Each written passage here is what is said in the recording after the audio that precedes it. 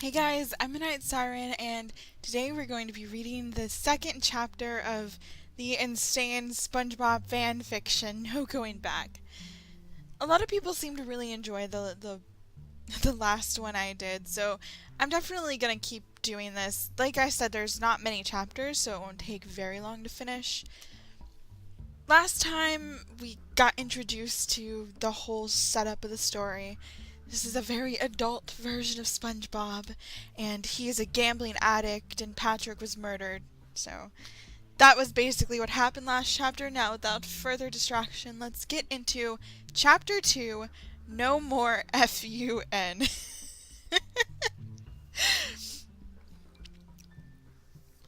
His eyes, flying open, taken where the knife really landed. In Patrick's chest.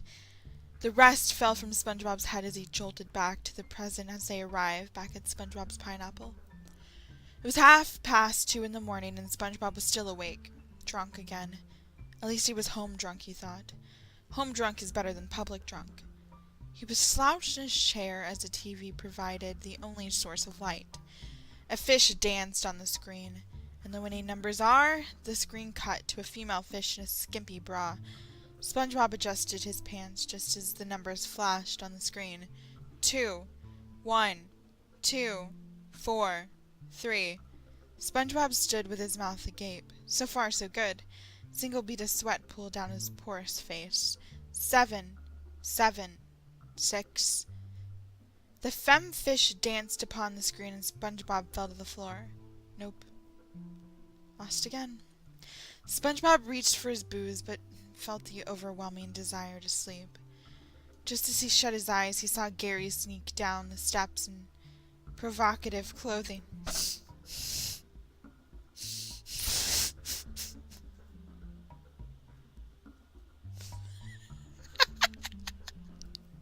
Provocative clothing? Gary! Oh, sorry, hold on.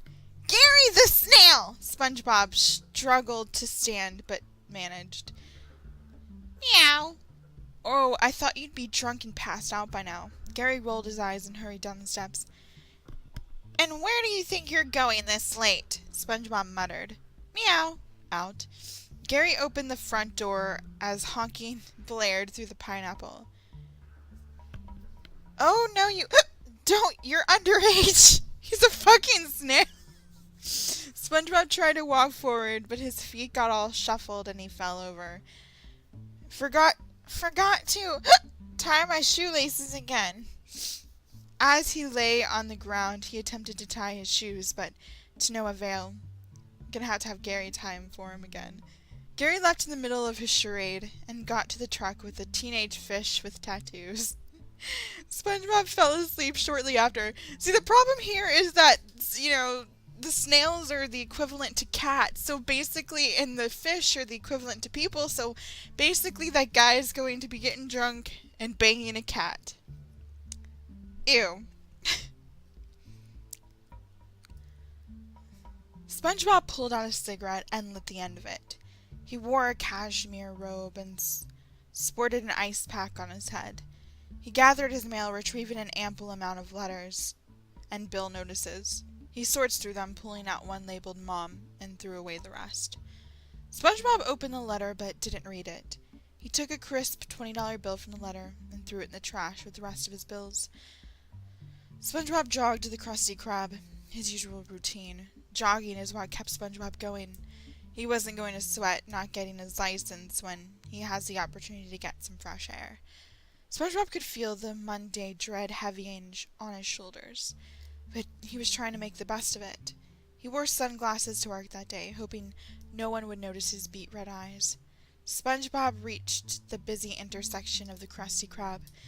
Time had ruined the town of Bikini Bottom. The roads were paved with fast food restaurants and billboard ads. Bikini Bottom was no longer the quaint town it used to be. It was full of young kids and fast cars. The corner of the Krusty Krab was more of a historical setting, as it paved the way for future cheap food. SpongeBob was no longer the sole employee. He was never the sole employee. Squidward works there. Krabs found it more economical to outsource help from outside the city for almost free. Instead of making the patties completely alone, he was assigned to only working the grill. He used to feel attached to this place, but he was able to put love in every patty. But now, they're all processed and pre-made. He opened the doors to the almost desolate place and took his hat from the rack. The scent and taste of the old world he knew was gone. The tables that weren't empty had people smoking and doing unspeakable things. Drugs were no stranger to the town that was Bikini Bottom. Mr. Krabs' money addiction those years ago finally made sense after so long. He had been feeding a heroin addiction. This same addiction was the thing that drove the Krusty Krab into the ground to start with. 5 years ago, a child had sat on one of Mr. Krabs' needles and eventually died when he was rushed to the hospital. The restaurant was closed for a while by the Board of Health and reopened, but removing a taint like that from a restaurant was just not possible. You're late. I can't do a Mr. Krabs voice. I'm sorry. I don't have a clue. It says a raspy voice that came from the carcass of Mr. Krabs. Yeah, I know. Can't a guy live? Demands SpongeBob. Before a reply can even be formulated, the doors opened. Sandy Cheeks walks in. She still had the glass bowl over her head, but her suit was now black instead of white. She wore a choker and had winged eyeliner. Further down, she had a pair of thick, gigantic boots that made a thud with every step she took. SpongeBob had seen her use it as a weapon once. She crushed the skull of another fish like it was nothing with those boots. Not one really knows what facilitated this change in Sandy, but all she could say was that it was for the aesthetic. She was hit with the My Immortal beam. She became fucking emo. Oh my god. The thuds of her boots scraped across the decaying wood floor, making the entire restaurant stare at her. Everyone always looked at her, and she loved it. She sly smirk on her face showed it. That's actually what it says. SpongeBob's lip quivered at the abusive words of Squidward. Squidward barked, "Double cheese Krabby Patty, extra mayo." Squidward paid no attention to SpongeBob's subservient agreement. SpongeBob and Squidward haven't spoken since the night before Christmas last year. Oh my god!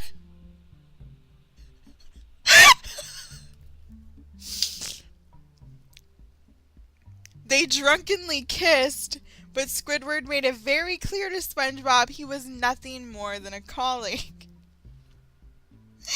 Oh, we're getting gay up in here. SpongeBob felt the grease pop on his unclothed forearm. He loved the pain. He felt like a mindless drone pumping out these little turds.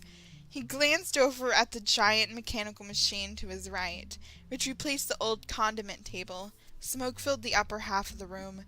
Krabs was too cheap to install ventilation. He heard a knock on the door, just as another pop of grease sizzled on his hand. He walked over to the door, which is to be locked at all times since the incident. No, not Patrick's. Back before Patrick's death, there was a break-in by one of only Sheldon James Plankton's... by the one and only Sheldon James Plankton stole the formula and made a woman out of Pearl consensually. What? What am I reading? This is just going progressively worse. Oh, I just startled my cat with my shouting. I'm sorry. I'm sorry, Ewok, don't leave me. Oh, she left. SpongeBob shook his head. He couldn't recap this now.